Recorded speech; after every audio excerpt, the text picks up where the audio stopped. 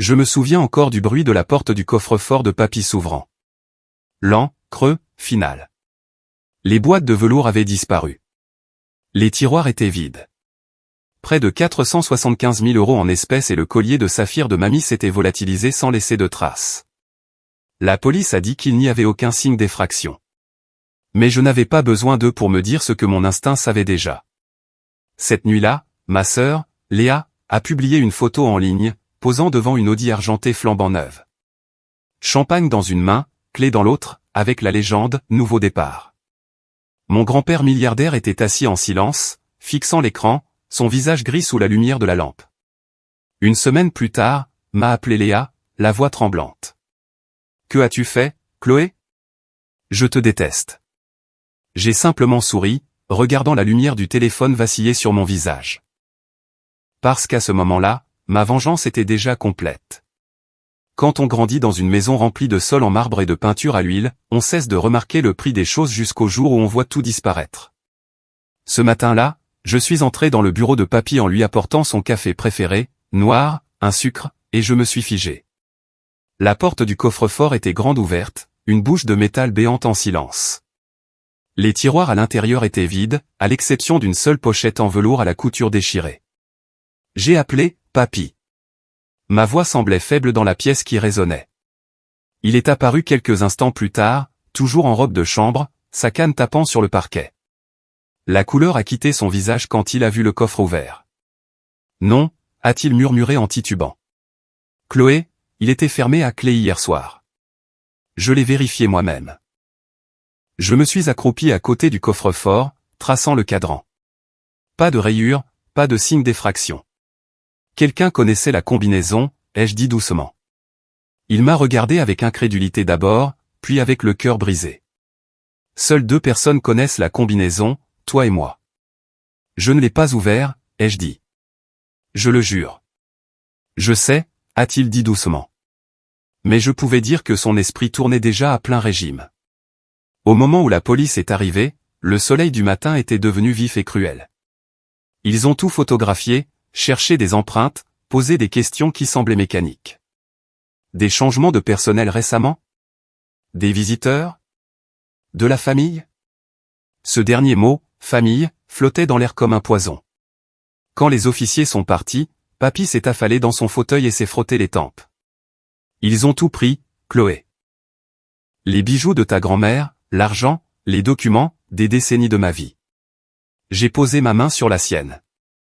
Nous découvrirons qui a fait ça. Mais au moment même où je le disais, mon téléphone a vibré. Une notification. J'ai baissé les yeux et me suis figé. C'était ma sœur, Léa. Sa publication illuminait mon écran. Un selfie dans le miroir devant une cuisine de luxe avec des comptoirs en marbre blanc et des robinets en or. Légende, enfin, à la maison Nouveau Départ maison de rêve. 2 photos étaient jointes. Une Audi argentée brillante dans une allée et son mari, Lucas, tenant les clés, souriant comme un imbécile. Mon pouls a ralenti. Froid, calculé. Le coffre-fort avait été vidé le mardi soir. La photo de la nouvelle maison de Léa avait été publiée le jeudi matin. Je n'ai pas dit un mot à papy. J'ai simplement éteint mon téléphone et forcé un sourire. Allons nous reposer. Nous parlerons à l'inspecteur Martin demain.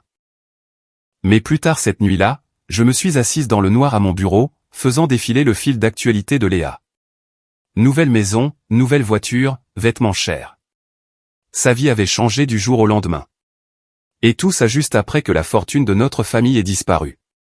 J'ai rejoué sa voix dans ma tête, celle de la dernière fois que nous nous étions parlé, toi et papy, vous agissez toujours comme si le monde vous devait quelque chose.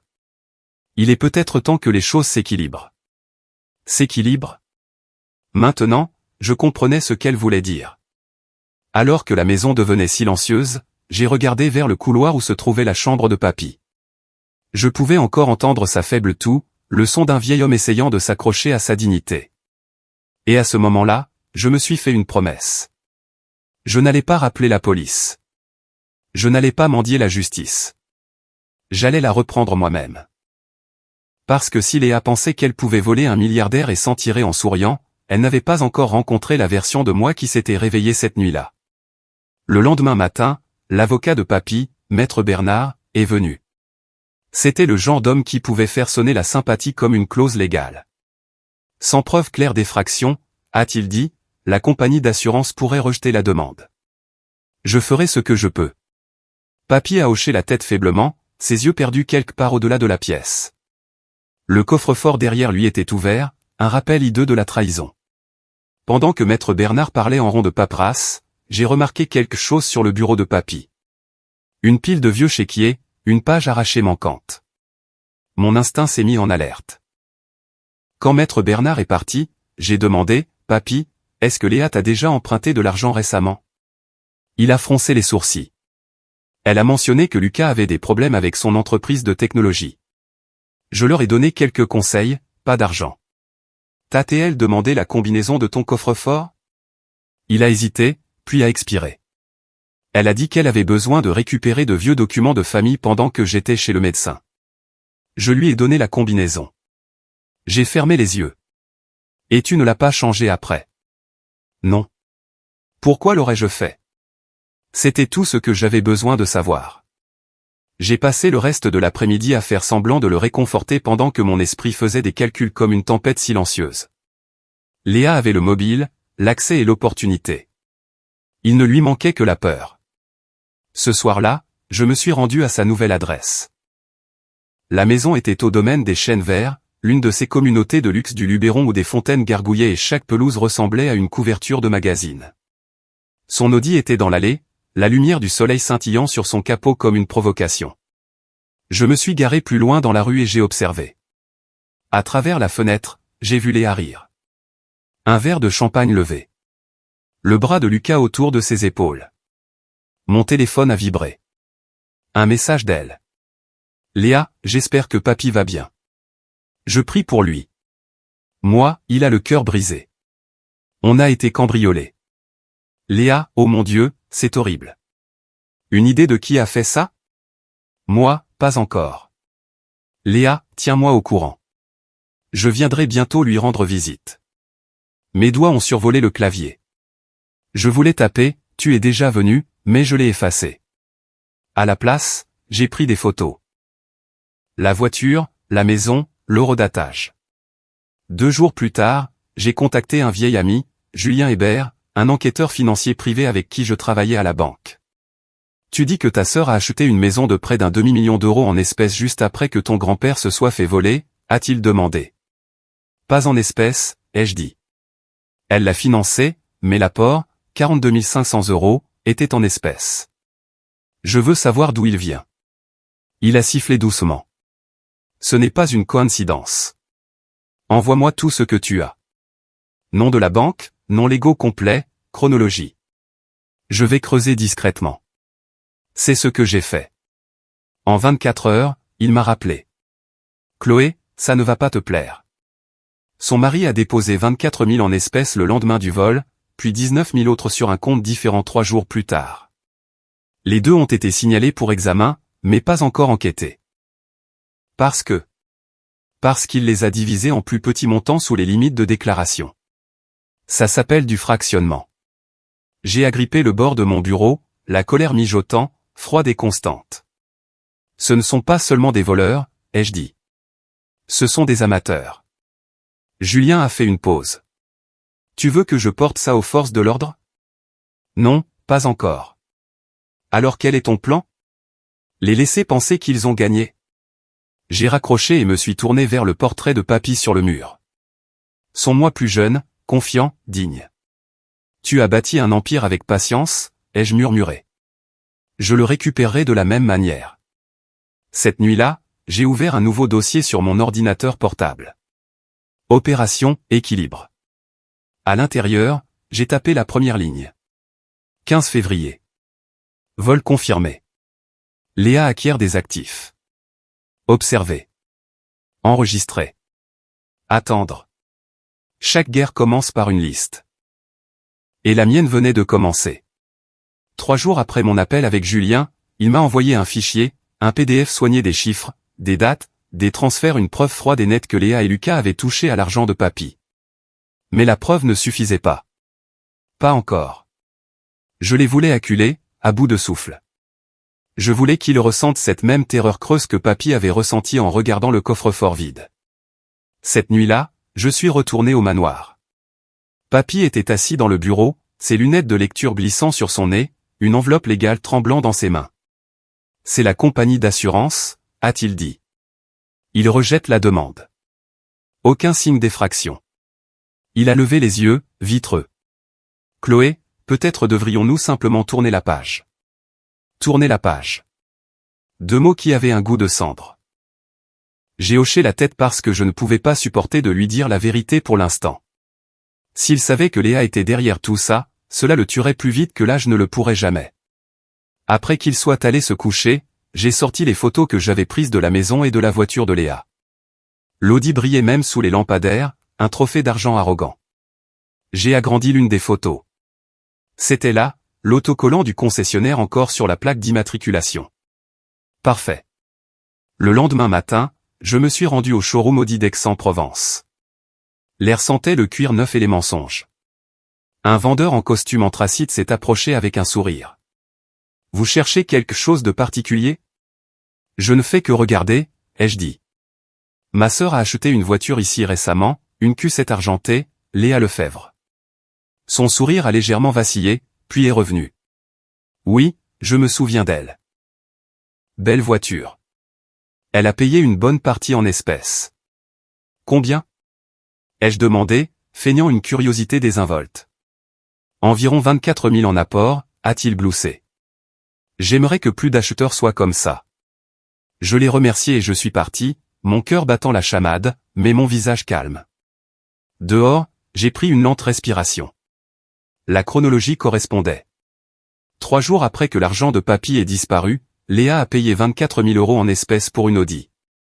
2 jours plus tard, 42 500 € supplémentaires en espèces pour l'apport de la maison. Elle n'avait même pas attendu une semaine. De retour à la maison, j'ai ajouté de nouvelles entrées à l'opération « Équilibre ». 15 février, vol confirmé. 18 février, achat d'une Audi Q7, 24 000 € en espèces. 21 février, apport pour la maison, 42 500 € en espèces. 25 février, prêt immobilier approuvé. En dessous, j'ai écrit « Les stupides agissent toujours plus vite que les intelligents ». Ce soir-là, Léa a appelé. « Salut, sœurette. Papy a été silencieux ces derniers temps. Comment va-t-il ? Il s'en sort. Bien. Je pensais passer ce week-end. Ne le fais pas, une pause, puis ce rire nerveux que je connaissais trop bien. Qu'est-ce que ça veut dire ? Il n'a pas besoin de ta sympathie. Il a besoin d'honnêteté. Pardon, a-t-elle lâché. Insinues-tu quelque chose ? Non, ai-je dit, en gardant mon ton plat. Je dis que le timing est primordial. Elle a raccroché. 2 nuits plus tard, j'ai été réveillé par la vibration de mon téléphone. C'était encore Julien. J'ai trouvé autre chose, a-t-il dit. Les documents de propriété montraient un revenu de 62 000 € par an pour Lucas. Pourtant, il a déclaré près de 65 000 € en espèces en 10 jours. Pas de prêt, pas d'héritage, pas de transfert. Ce qui signifie qu'ils ont blanchi l'argent de Papy directement. Si le fisc voyait ça, ils en feraient une bouchée. J'ai souri dans le noir. Ne t'inquiète pas, ils le verront. Après avoir raccroché, je n'ai pas pu dormir. La maison était silencieuse, à l'exception du tic-tac de la vieille horloge de Papy. Son rythme était vif, implacable, comme un compte à rebours. Dans mon esprit, je pouvais voir Léa et Lucas rire dans leur nouveau salon, se croyant intouchables. Mais la justice ne crie pas, elle attend, et j'étais patiente. Avant le lever du soleil, j'ai rédigé une autre liste. Celle-ci ne comportait que 3 lignes, apprendre le droit fiscal français. Suivre les dettes immobilières impayées. La faire payer dans sa propre monnaie. Quand j'ai terminé, j'ai fermé l'ordinateur portable, fixant mon reflet sur l'écran noir. Pour la première fois depuis le vol, je ne ressemblais plus à la petite fille en deuil. Je ressemblais à un chasseur. Pendant des semaines, j'ai laissé Léa croire que j'étais passé à autre chose. Je répondais à ses SMS par des demi-phrases polies, je lui posais des questions sur sa belle nouvelle maison, je lui ai même envoyé un emoji souriant poli quand elle se vantait de la piscine. Tout cela faisait partie du jeu, le calme avant la tempête. Pendant qu'elle jouait à la maîtresse de maison avec de l'argent volé, je transformais chaque once de ma colère en paperasse. Papy avait toujours dit, le pouvoir n'est pas bruyant, Chloé. Il est documenté. Alors, j'ai commencé à tout documenter. Mon prochain arrêt a été le bureau du centre-ville d'un ancien collègue de Julien, un avocat spécialisé en immobilier nommé Marc Weber, le genre d'homme qui parlait en clause et pensait en éventualité. Il m'a accueilli avec une poignée de main ferme et une curiosité prudente. Julien m'a dit que vous rassemblez des informations. Pas des informations, ai-je corrigé, un levier. Je lui ai tendu un dossier épais d'imprimés, virement bancaire, déclaration de propriété, capture d'écran de l'annonce de la nouvelle maison de Léa. Il les a parcourus, le front plissé. C'est complet. Vous avez des dates, des mouvements, tout sauf une confession. La confession n'est pas nécessaire, ai-je dit. La preuve de l'incohérence l'est. Marc s'est adossé à sa chaise. Alors, que voulez-vous faire exactement? Je veux m'assurer que Léa paie pour ce qu'elle a volé.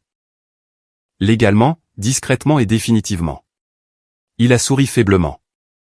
Vous parlez comme un procureur. Non, ai-je dit. Juste une femme avec des reçus. Nous avons travaillé pendant des heures à construire une carte financière des actifs de Léa et Lucas, détails du prêt immobilier, financement de la voiture, hypothèque, dossiers fiscaux, chaque fil de leur vie parfaite étalé sur papier. Puis Marc a tapé une ligne avec son stylo. Ils doivent des arriérés d'impôts fonciers de l'année dernière. Pas grand-chose, environ 7 500 €. Mais en France, les impôts impayés deviennent des créances publiques, et n'importe qui peut les racheter. J'ai cligné des yeux. Ce qui signifie que si quelqu'un rachète cette créance et qu'il ne la rembourse pas, cette personne peut légalement engager une procédure de saisie immobilière. Même si c'est leur maison. Surtout si c'est leur maison. Pour la première fois depuis des semaines, j'ai ressenti un frisson de satisfaction. Pouvons-nous l'acheter? Marc a hoché la tête. Par le biais d'une société holding. Ça vous rend invisible. Faites-le. Au cours des jours suivants, je me suis déplacé comme un fantôme à travers le système que Papy avait autrefois dirigé.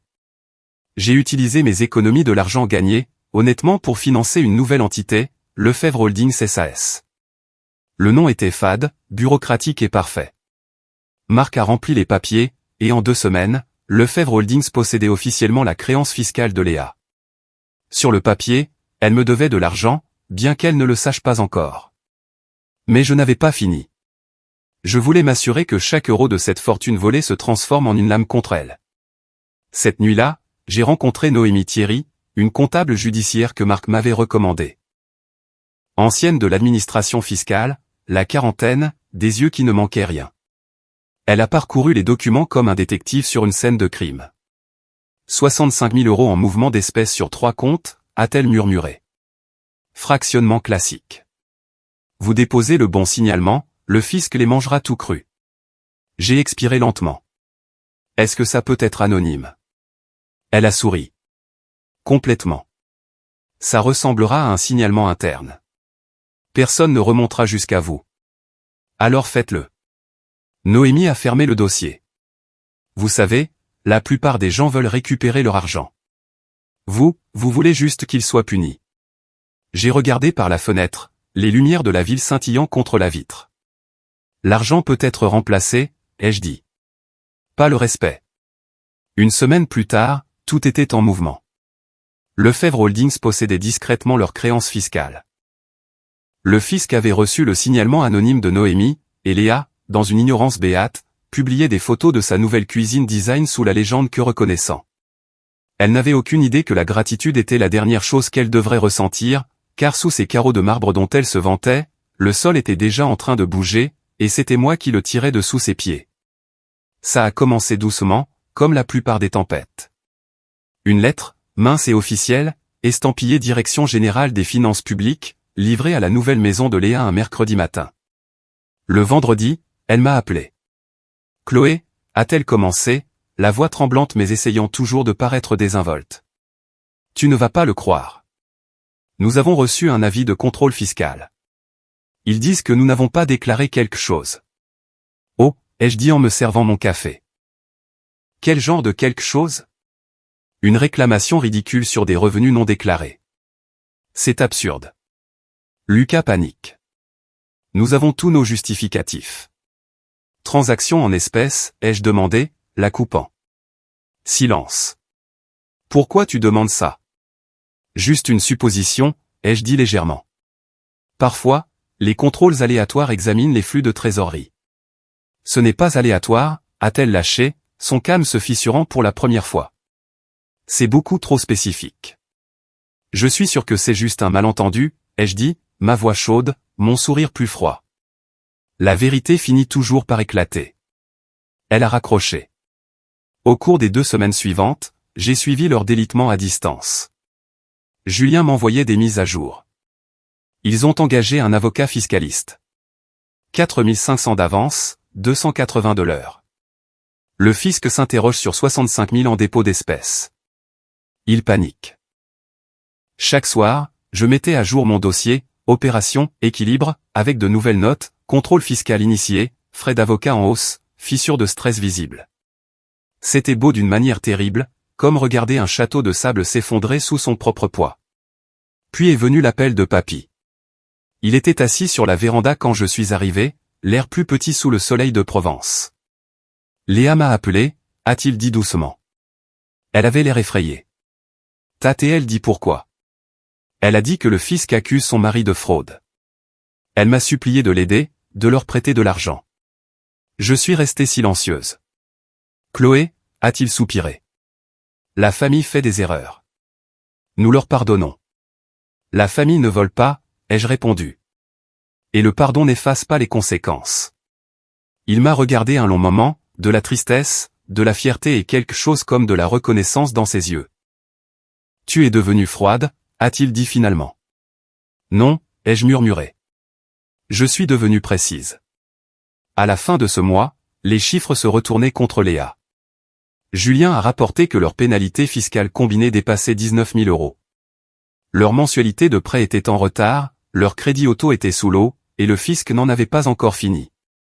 Un après-midi, j'ai reçu un message de Noémie, la comptable qui avait déposé le signalement anonyme. Noémie, résultat du contrôle arrivé. Ils n'ont pas pu justifier l'origine des espèces. Pénalités appliquées. Montant total du 17 500 € à payer sous 30 jours. J'ai presque eu pitié d'elle. Presque. Ce soir-là, Léa a rappelé, sa voix dépouillée de toute confiance. Ils vont saisir nos comptes, Chloé. Ils ont gelé la carte de société de Lucas aujourd'hui. Sais-tu ce que ça fait? Nous nous noyons. Tu aurais dû apprendre à nager avant de plonger dans le coffre de quelqu'un d'autre, ai-je dit doucement. Quoi? Rien. Je suis désolé, Léa. Vraiment, mais tu t'en sortiras. Elle s'est mise à pleurer. Le son était brut, inconnu. Le cri de quelqu'un qui n'avait jamais eu à faire face à la responsabilité auparavant. Tu penses que tu vaux mieux que moi, a-t-elle craché entre les larmes. Tu as toujours été la préférée de papy. Maintenant, tu peux me regarder m'effondrer. C'est ça que tu voulais. Non, ai-je dit calmement. Ce que je voulais, c'était l'honnêteté. Ce que j'ai eu, c'est le vol. Elle est restée silencieuse un long moment avant de murmurer, il se passe quelque chose, n'est-ce pas? Tu fais quelque chose. Je ne fais rien, ai-je dit honnêtement. C'est la justice qui fait tout. Après qu'elle ait raccroché, je me suis assise dans la lueur tranquille de mon bureau. La nuit était calme, le genre de nuit qui rend chaque son plus aigu. Le léger bourdonnement du réfrigérateur, le doux tic-tac de l'horloge. Dans le coin, le portrait de papy me regardait. Un instant, la culpabilité a frôlé mes côtes, légère, fugace, presque tendre. Puis j'ai pensé au coffre ouvert, à ses mains tremblantes, à sa honte silencieuse. La culpabilité s'est évaporée. Le lendemain matin, Julien a rappelé. Tu ferais mieux de t'asseoir pour ça, a-t-il dit. Quoi encore? Le fisc vient de mettre un avis à tiers détenteurs sur leur compte pour les pénalités impayées. Lucas essaie d'obtenir un prêt personnel pour le couvrir. Tous rejetés. Je me suis adossé à ma chaise, un lent sourire se formant. Bien, ai-je dit. Que les murs se referment. Par la fenêtre, la chaleur de la Provence scintillait sur l'horizon. Quelque part en ville, Léa regardait probablement une autre enveloppe officielle, les mains tremblantes. Mais ce n'était pas un accident. C'était la précision calme de la justice, et je venais d'appuyer sur la gâchette. L'appel est arrivé à 22h47. J'étais assise sur le balcon avec un verre de vin, les lumières de la ville scintillant en dessous quand mon téléphone a vrombi violemment contre la table. Léa. Pendant une seconde, j'ai envisagé de l'ignorer. Puis la curiosité, ou peut-être la pitié, a gagné. Chloé, a-t-elle haleté avant que je puisse dire un mot? Nous sommes ruinés. Les comptes de Lucas sont gelés. Le fisc dit que nous devons près de 19 000 euros. Il boit tous les soirs. Nous ne pouvons pas dormir. Nous ne pouvons pas, calme-toi, ai-je dit, bien que mon pouls se soit déjà accéléré. Que s'est-il passé? Ils ont dit que quelqu'un nous avait dénoncés. Un tuyau anonyme sur de l'argent non expliqué. Ce sont des mensonges. Ils détruisent nos vies. Alors prouvez-leur le contraire, ai-je dit, mon ton égal. Montrez-leur d'où vient l'argent. Sa voix s'est brisée. Nous ne pouvons pas. Lucas a dit de ne pas s'inquiéter, qu'il s'en occupait. Mais maintenant. Elle a inspiré brusquement comme si elle réalisait la vérité en pleine phrase. Tu penses que c'était lui, n'est-ce pas, Léa, ai-je dit prudemment. Et toi? Silence. Puis un seul sanglot. Je ne sais pas. Je ne sais plus rien. 2 jours plus tard, j'ai reçu un appel de l'hôpital. Papy s'était effondré pendant le petit déjeuner. Le médecin a dit que c'était l'épuisement et le stress, mais je savais mieux. Quand je suis arrivé, il était pâle sous les draps blancs, ses mains tremblaient quand je les ai prises. Chloé, a-t-il murmuré. Ne laisse pas cette famille se déchirer pour de l'argent. J'ai serré sa main. Il ne s'agit plus d'argent, papy. Il s'agit de respect. Il a essayé de sourire, mais ses lèvres ont à peine bougé. C'est toujours ta sœur, a-t-il murmuré. Ne te perds pas en me vengeant. Mais il ne s'agissait plus de vengeance. Pas entièrement. Il s'agissait de rétablir l'équilibre. Ce soir-là, Léa s'est présentée à l'hôpital. Son mascara avait coulé sur ses joues. Elle ne ressemblait en rien à la femme glamour de ses stories Instagram. Lucas était introuvable. Elle s'est assise à côté du lit de papy et a regardé les moniteurs. Il ne me reconnaît même pas, a-t-elle murmuré. Il est fatigué, ai-je dit. Fatigué des mensonges. Elle s'est tournée brusquement vers moi. Tu penses que j'ai fait ça, n'est-ce pas? Tu penses que je l'ai volé? L'as-tu fait? Sa bouche s'est ouverte, puis s'est refermée. Son menton tremblait. Lucas a dit que c'était sans danger. Il a dit que nous le rendrions après que le prêt soit réglé. Il a dit que papy ne remarquerait même pas, ma voix s'est durcie. Tu savais. Je ne voulais pas savoir, a-t-elle pleuré. J'ai essayé de le croire. Je pensais que c'était juste un prêt temporaire. Un prêt? J'ai ri doucement, l'incrédulité me transperçant. Tu as vidé les économies de toute une vie d'un vieil homme et tu appelles ça un prêt. Léa s'est couvert le visage en sanglotant. Je ne voulais pas que ça aille aussi loin. Vous ne le voulez jamais, ai-je dit doucement. C'est comme ça que les gens comme vous survivent. Vous construisez votre confort sur la ruine de quelqu'un d'autre. Elle a levé les yeux, des larmes striant son visage. Chloé, s'il te plaît, aide-moi à arranger ça. Je ferai n'importe quoi. Tu peux commencer, ai-je dit froidement, en te confessant à lui avant qu'il ne meure. Ses yeux se sont agrandis. Il ne va pas, il s'éteint, Léa. Et s'il quitte ce monde en pensant que tu l'aimais pendant que tu le volais, ce sera de ta faute. Elle est restée assise là un long moment, regardant la lente montée et descente de la poitrine de papy. Puis, les mains tremblantes, elle s'est penchée en avant et a murmuré, « Papy, je suis désolée. J'ai fait une erreur. J'ai pris ce qui n'était pas à moi. » Ses yeux se sont ouverts, confus, cherchant. « Que as-tu dit ?» Des larmes coulaient sur son visage. C'était moi. J'ai laissé Lucas me convaincre. Je pensais que je réparerais les choses. Un instant, le silence a rempli la pièce, épais, suffocant. Puis papy a tourné son regard vers moi. Tu savais, a-t-il dit doucement. J'ai hoché la tête. Et tu as choisi la justice. C'est toi qui me l'as appris, tu te souviens? Il a souri faiblement, puis a fermé les yeux en murmurant, bonne fille. Léa s'est effondrée à côté de lui, sanglotant de manière incontrôlable. Mais je n'ai rien ressenti. Pas de triomphe, pas de satisfaction, juste la douleur sourde d'une blessure trop profonde pour la victoire. Plus tard dans la nuit, sur le parking de l'hôpital, Léa m'a rattrapé. « Qu'est-ce qui se passe maintenant ?» a-t-elle demandé, la voix creuse. « Tu vis avec ce que tu as fait ?» ai-je dit en me détournant. « Chloé, s'il te plaît, ne. » J'ai coupé court. « Tu as eu toutes les chances d'arrêter. Tu as choisi la cupidité. » Ces mots sont sortis vifs, tremblants. « Tu te crois juste, mais tu es juste cruel. » Je me suis arrêté, me tournant pour lui faire face sous la dure lumière fluorescente. « Cruel ?» ai-je dit. « Non, Léa. La cruauté, c'est voler l'homme qui nous a élevés. Ce que je me suis approché, les yeux au niveau des siens, c'est la conséquence. Et sur ce, je suis parti. 3 semaines se sont écoulées après la confession de Léa. Papy s'est stabilisé pendant un certain temps, mais son étincelle avait disparu. Il parlait rarement, passant ses après-midi à regarder par la fenêtre vers le paysage provençal. Chaque coucher de soleil ressemblait à quelque chose auquel il disait au revoir. Quand il s'est finalement endormi pour la dernière fois, je me suis assise à côté de lui en silence. Il n'a pas laissé de testament qui divisait la succession. Il a laissé une seule phrase manuscrite de son écriture familière, « Tout ce que j'ai construit va à celui qui l'a respecté ». Il ne s'agissait pas d'argent. C'était un message, et je l'honorerai exactement comme il l'aurait voulu, avec précision.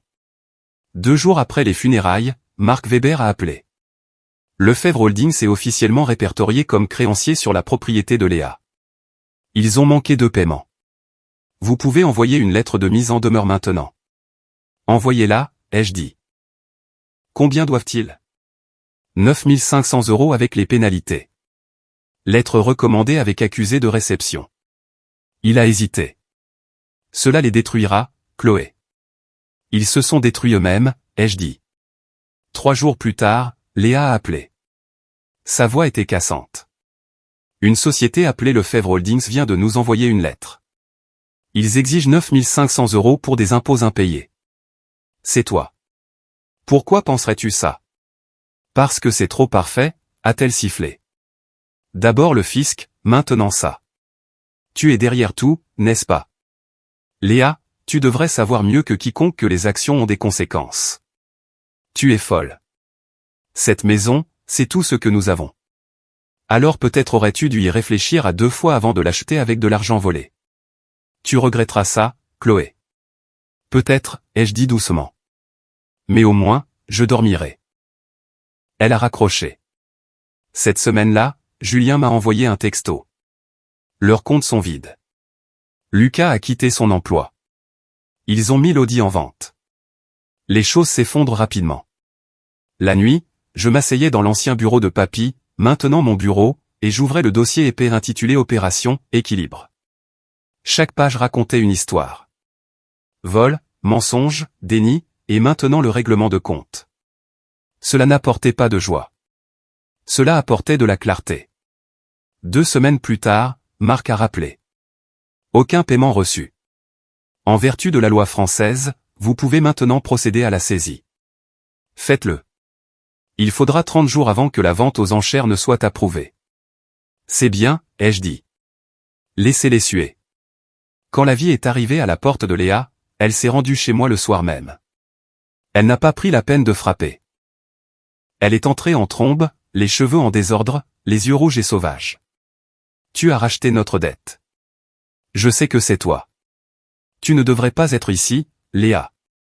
Tu prends notre maison. Papy est mort. Lucas est parti.